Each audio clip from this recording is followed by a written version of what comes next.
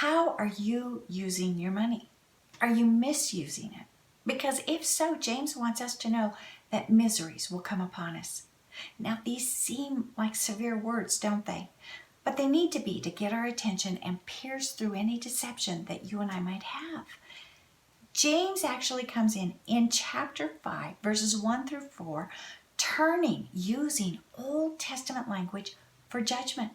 And he calls the rich to weep and howl because miseries are coming, meaning a future judgment was coming to the rich. Why?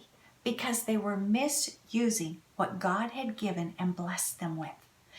Now, you and I know that those who desire to be rich can fall into temptation and snare. So today we're going to look at a couple of those snares. And as we do, we must look at ourselves. We must be honest with ourselves. That first snare is what the rich were doing with their money, and they were stockpiling. So you and I must ask what we are doing with our money and how we are guilty of stockpiling. And then the second snare was how they were obtaining their money. And they were obtaining it in a dishonest way. They were stealing from others. So you and I must ask ourselves how we obtain our money. Are we stealing in any way from anyone? How have we taken away from others? Have you conveniently forgotten to pay someone what you owe them?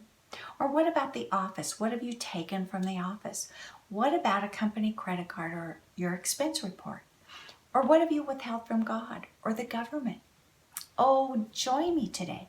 Let's go in and hear what God has to say about the use of our money that He has blessed us with.